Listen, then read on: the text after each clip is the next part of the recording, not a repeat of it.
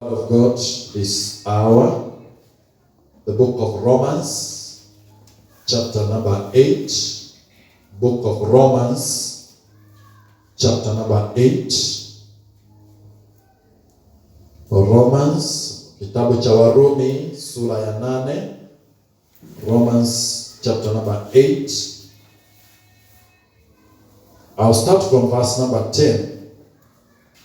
Romans 8. Verse number 10.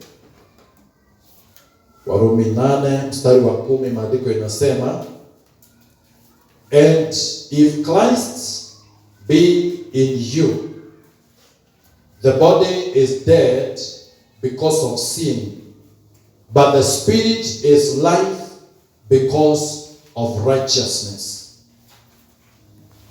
But if the spirit of him who raised up Jesus from the dead dwells in you, he who raised up Christ from the dead shall also quicken your mortal bodies by his Spirit who dwells in you.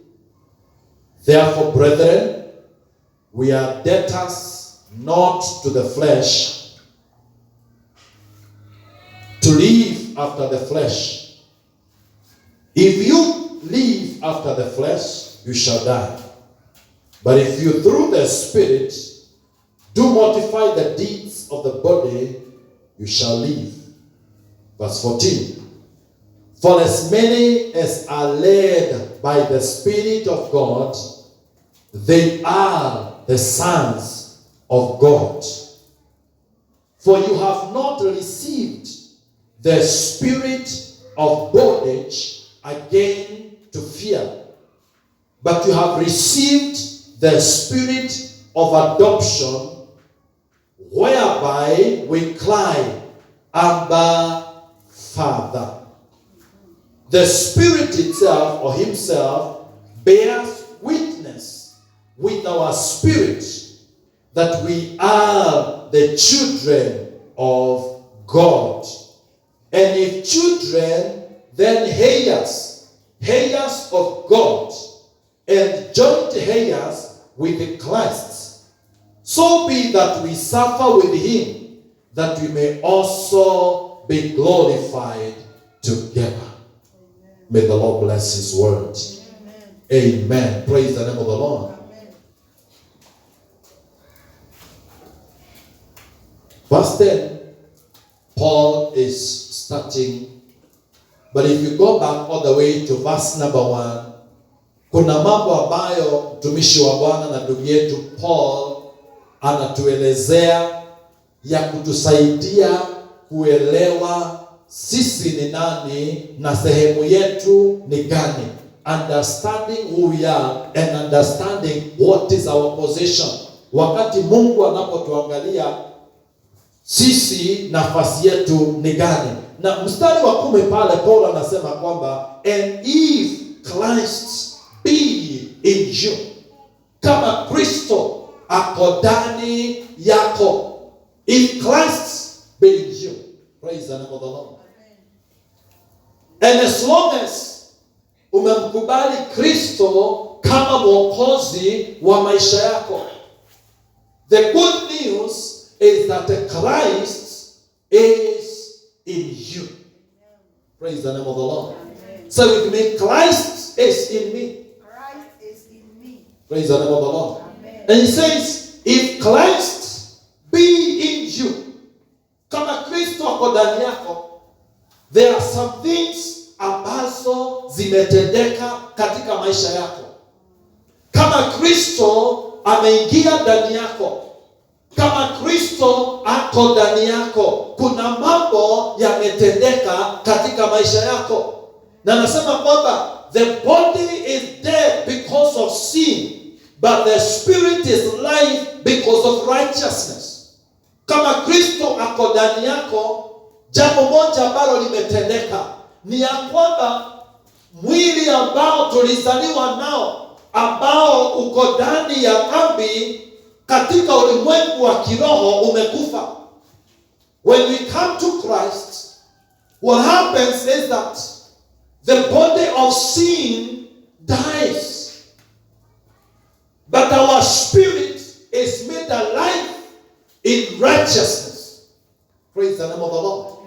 Roho zetu zinafanyika kuwa hai kwa haki.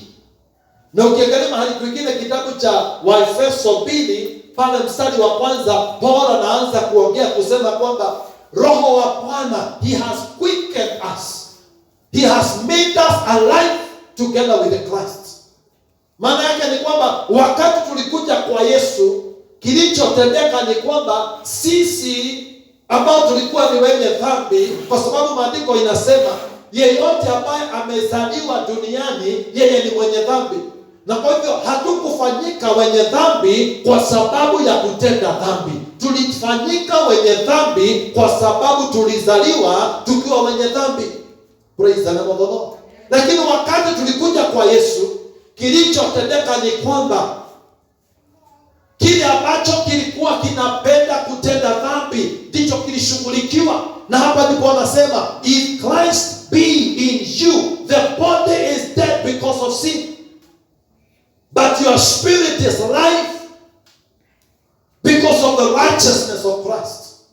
Kwa sababu ya haki ya Kristo, basi tumefanyika kuwa hai. Sisi ambao tulikuwa tumekufa katika dhambi, tulipokuja kwa Yesu, basi ametufanya tukaishi katika haki yake.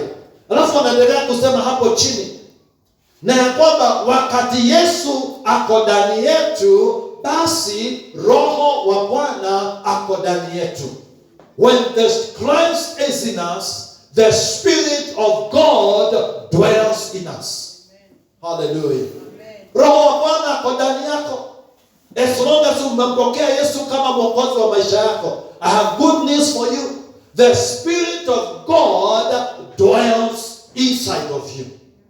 Jina la Bwana libarikiwe. Unapotembea, you are carrying the Spirit of God inside of you.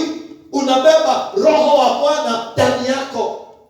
Unapolala, what is inside of you is the Spirit of God.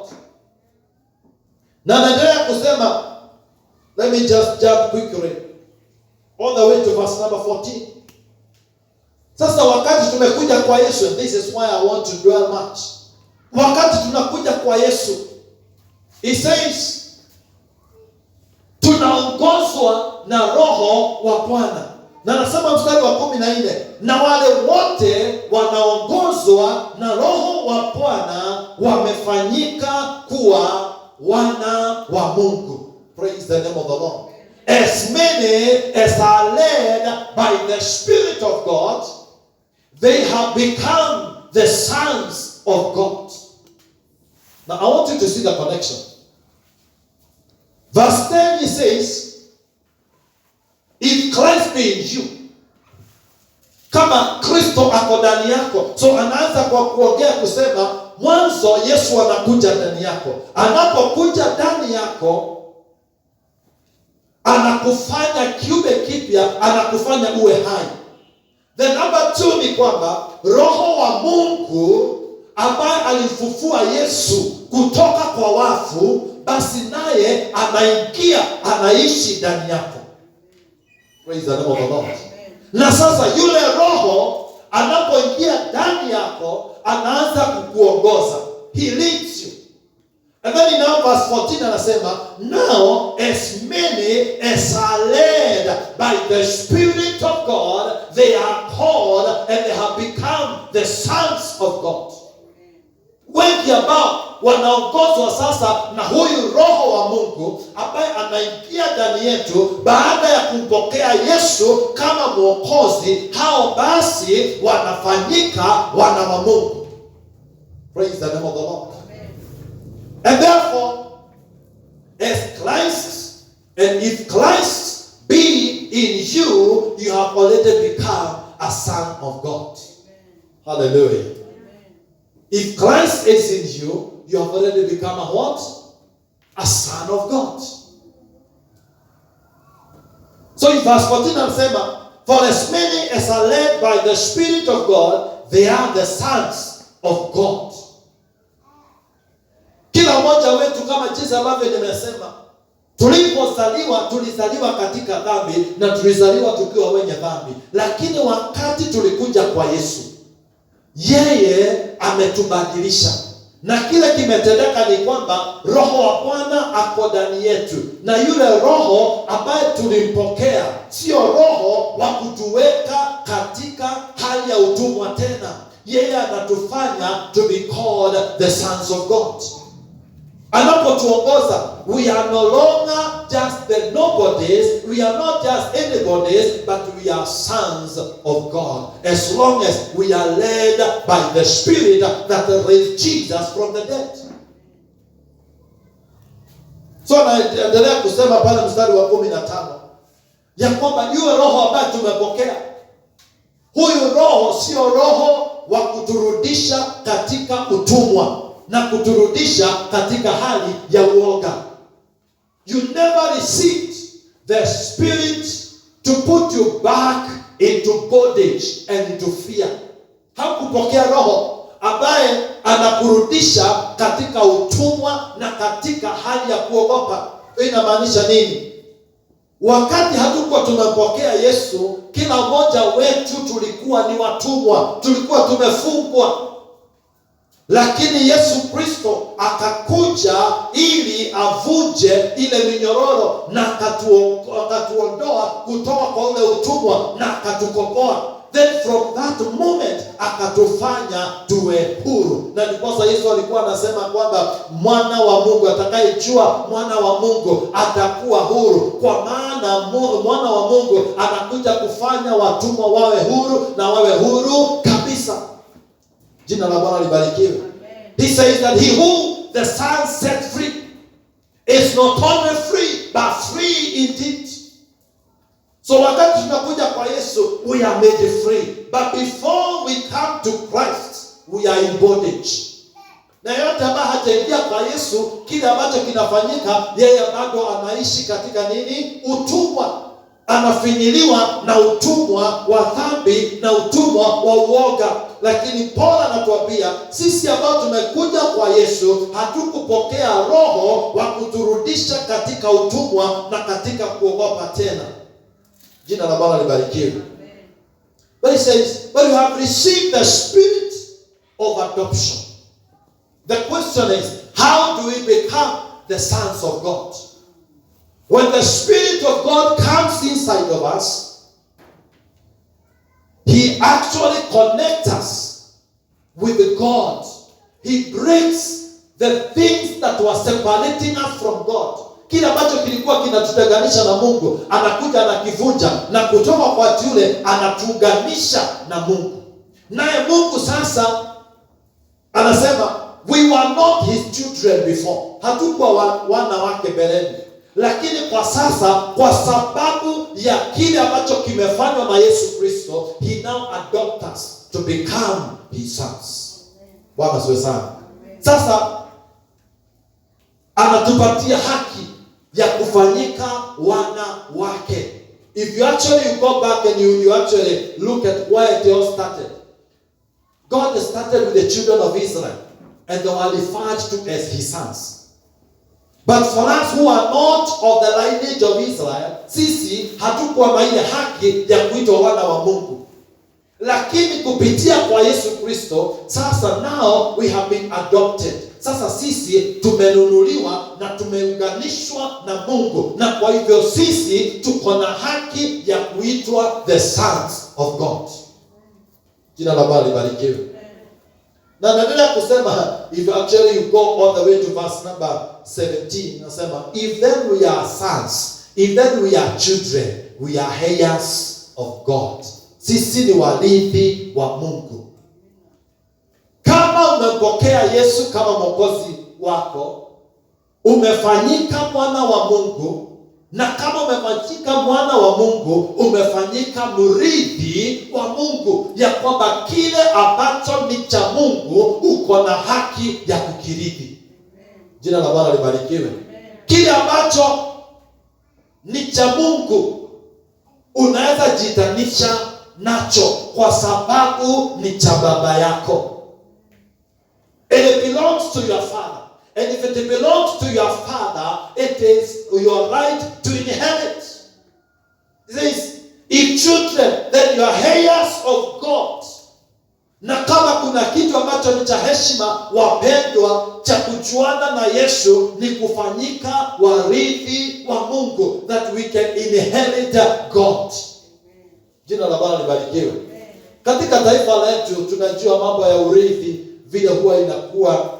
Wakati mtu ambaye alikuwa ni mashuhuri, ambaye alikuwa na utajiri ameondoka, kile ambacho huwa inafuata mara mingi ni hali ya mafarakano, watoto kupelekana kotini, sijui huyo aligawiwa zaidi kuniliko. It is called inheriting, because the children, they know it is their right to inherit. Mpaka unasikia wengine wakisema, sijui mimi huyo alikuwa ni baba yangu, lazima kwanza tufanye DNA idhibitishe mimi nilikuwa the son, so that I can also do what? Inherit. And so tunaelewa ya kwamba the sons, they are entitled to inheritance. Nasi Paul anatuambia kwamba as long as tumempokea Yesu Kristo and we are led of the Spirit of God, sisi tumefanyika the sons of God, and therefore we are entitled to inherit our God. Ni haki yetu kumiliki na kupata kile ambacho ni cha Mungu. Na kujiuliza, my brother, my sister, what is it that belongs to God? What is it that belongs? It is your right to inherit. Praise the name of the Lord. And therefore you can rise up and in the morning and you say, as long as Christ dwells in me and I'm led of the Spirit of God, I am a son of God, and therefore I'm entitled to inheritance. I'm going to inherit the good health. I'm going to inherit prosperity. I'm going to inherit peace. I'm going to inherit joy, because it is of our Father. And if it is of our Father, it is my right to inherit. Jina la Bwana libarikiwe. Ni kwamba unaweza amka asubuhi unapoomba na naambia Bwana, mimi kwa sababu nilimpokea Yesu na kwa sababu ninaongozwa na Roho wa Bwana, niko na haki ya kurithi kile ambacho Mungu uko nacho katika ufalme wako. Na Paul anasema, this is about the kingdom of God. It is righteousness, it is peace, it is joy in the Holy Spirit. That is our entitlement. We can inherit righteousness, we can inherit joy, we can inherit peace. Na kwa hivyo asubuhi unaweza amka na useme, Bwana, siku ya leo ninaomba nikarithi amani. Amani inizunguke. Ninapotembea amani, ninapoingia mahali amani, ninapofanya kazi amani, kwa sababu mimi nimeongozwa na Roho wa Mungu, na kwa hivyo nimefanyika mwana wa Mungu, na niko na haki ya kurithi amani, kwa sababu amani ni ya baba yako. Praise the name of the Lord. Yakobo unaweza amka asubuhi na seme, siku ya leo ninarithi afya njema, kwa sababu afya njema ni ya baba yangu aliye juu mbinguni. Na siku ya leo I am going to inherit good health, because it belongs to God, and I'm a son of God and entitled to inherit. Amen. Praise the name of the Lord. Amen. The sons of God. Yes. The sons of God. Praise the name of the Lord. Amen. We have been adopted. Na kwa hivyo usiogope mpendwa. Usiogope. You have been adopted to become a son of God. And if you have been adopted, then you have the right to inherit God as a son. Praise the name of the Lord. Hallelujah. I'll just lay the foundation, and I want us now, we go into this particular portion of the scripture, verse number 15. And I want to speak the title of our message, God our Father.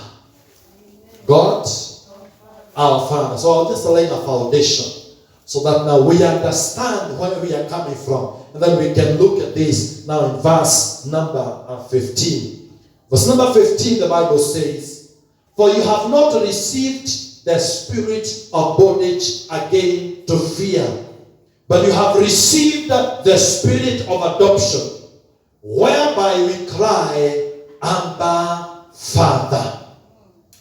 Hallelujah. Amen. Whereby we cry, Abba, Father. hatujapokea roho wa kutuweka katika utumwa tena, na hatujapokea roho wa kutufanya tutembee katika uoga, lakini tumepokea roho ambaye anatusaidia ya kwamba tunaweza kumuita Mungu Baba yetu, Abba Father. And I came to tell us today ya kwamba kwa sababu ya kazi ya msalaba wa Yesu na kwa sababu ya sisi kukubali kuja kwake Yesu, Roho wa Bwana ako ndani yetu na ametuhakikishia ya kwamba sisi ni wana wa Mungu, na sio tu vile Mungu, sio tu Mungu wetu, lakini Mungu ni Baba yetu. Haleluya. Huyu Mungu ambaye aliumba mbingu na akaumba dunia, huyu ambaye aliumba samaki na akaumba ndovu, huyu ambaye aliumba viumbe vyote, hata ile miti ambao unaona ni mirefu sana, aliyeumba hiyo yote, huyo ni Mungu. Na huyo Mungu, as long as umempokea Kristo na unaongozwa na Roho wa Bwana, huyo Mungu ni baba yako. Hallelujah. He who says that the earth is his and the fullness thereof. He who says that the cattle in 1,000 hills, they belongs to me. He who says that the silver and gold are mine. As long as umempokea Yesu kama mwokozi wa maisha yako, huyu Mungu ni baba yako. Hallelujah. Anayesema ya kwamba hakuna kitu ambacho kinachomshinda, hakuna jambo ambalo ni gumu mbele zake, huyo ambaye anayesema ya kwamba kwake mambo yote inawezekana, huyo amefanyika kuwa baba yako. Hallelujah. He has become your father. Praise the name of the Lord. So the Spirit of God anatusaidia tunapoomba kujua hatuombi tu kwa Mungu, tunaomba kwa Mungu ambaye ni baba yetu. Wana wa Israeli nyakati za kale hawakuwa wanamjua Mungu kama baba, walikuwa wanamjua kama Yehova, wanamjua kwa majina mazito na majina makuu, wanamjua wa kuogopewa ambaye hawezi kumwendea kwa urahisi. Hawakujua ya kwamba huyu Mungu bado ni Mungu wa uhusiano, ya kwamba ni Mungu angependa kuwa na uhusiano na watu wake. So they never knew God as a father. Praise the name of the Lord. But the Bible says in the book of Isaiah prophesied and he talked about wakati Yesu atakapokuja, na akasema hivi ndivyo atakavyoitwa. Haya ndio majina yake. He shall be called the mighty God. He shall be called the Prince of Peace. He shall be called everlasting Father. Praise the name of the Lord. He shall be called a what? A father. Ona Waisraeli hawakujua ya kwamba Mungu anaitwa jina aitwe baba. Lakini sasa Isaya akatabiri akasema atakaye kuja mambo itabadilika, hewa itabadilika, anga itabadilika, ya kwamba tutaacha tu kumuita Mungu kama Mungu na sasa tuanze kumuita Mungu kama baba yetu. Praise the name of the Lord. Na kwa hivyo kile ambacho Yesu alichokitenda ni kwamba alitufanya sisi tuwe watu ambao tunaweza kumuita Mungu, sio tu Mungu, lakini baba wetu aliye juu mbinguni. Na ndiposa wakati wanafunzi walikuja kwa Yesu, wakamwambia mwalimu, wakamwambia nabii, tufundishe kuomba. Aliwaambia nini? Hivi ndivyo ambavyo mtakavyoomba. Baba wetu uliye juu mbinguni.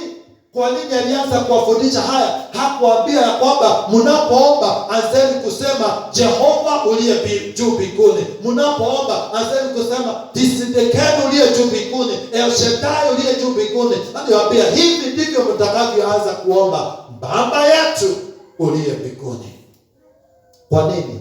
Kwa sababu alikuja kueleza sasa Mungu anataka muwe na uhusiano, sio tu uhusiano wa watu na Mungu, lakini uhusiano wa baba na watoto.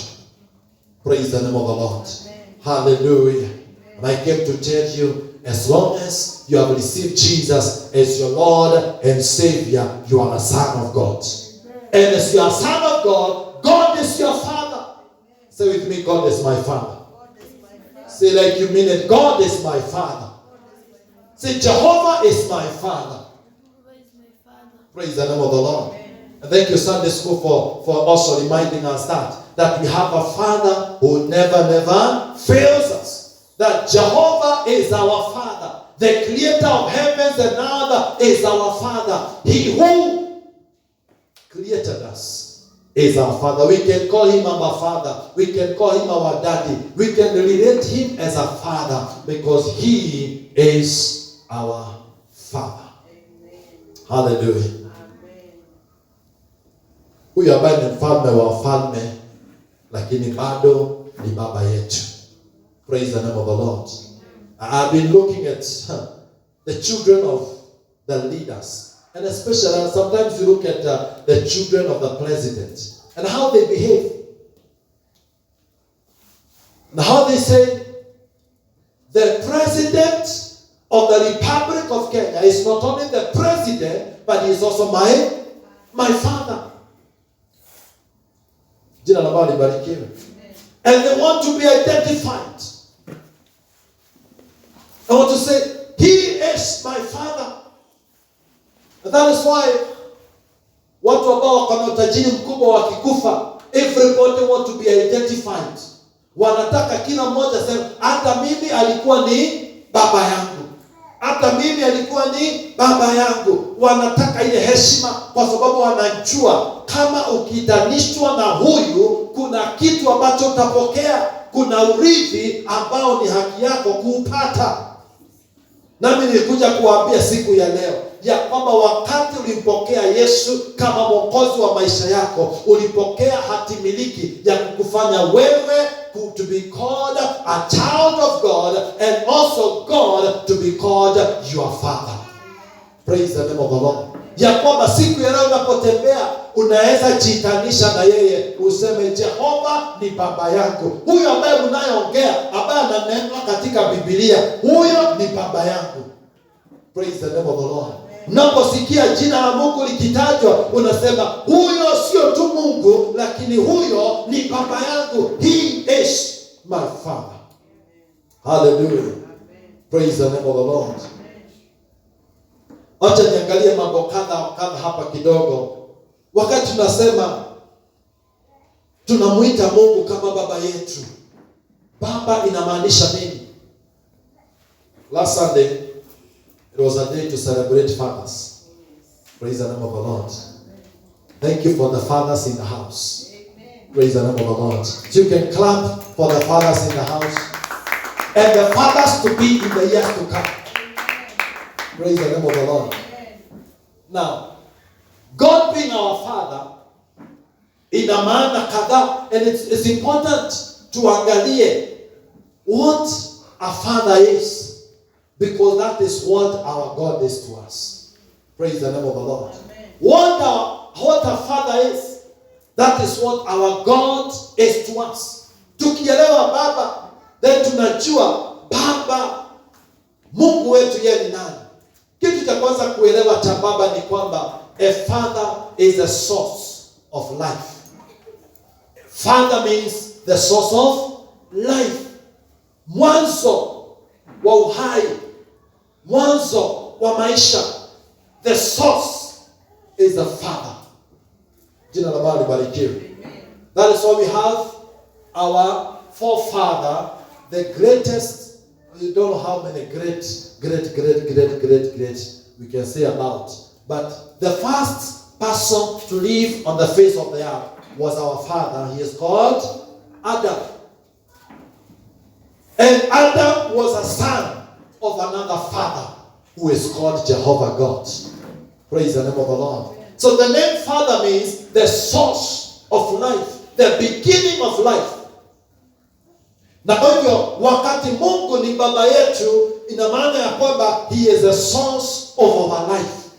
Yeye ndiye mwanzilishi wa uzima wetu. Yeye ndiye mwanzilishi wa uhai wetu. He is the source of our life. Number 2 about a father is that the father carries the seed for the future generations. Father father is a carrier of destiny, is a carrier of the future generation. Yeye ndiye huwa anabeba kizazi kijacho. Na Mungu wetu kama baba alitubeba kabla haujaumbwa, kabla hatujakuja hapa duniani. Mungu alikubeba ndani yake. Praise the name of the Lord. Hallelujah. In other words, my brother, my sister, kuzaliwa kwako haikuwa kwa ajali, haikuwa bahati mbaya. Mungu alikubeba ndani yake kabla hata haujazaliwa. Hallelujah. You can celebrate the Lord today. Mungu alikubeba hata kabla haujazaliwa. Because a father is a carrier of the seed for the future generation. Na Mungu akiwa baba alikubeba wewe hata kabla haujazaliwa, hata kabla haujafanyika mtu katika tumbo la mama yako. Mungu alikubeba, na kwa hivyo kuzaliwa kwako haikuwa bahati mbaya, kwa sababu Mungu alikubeba because he is a father.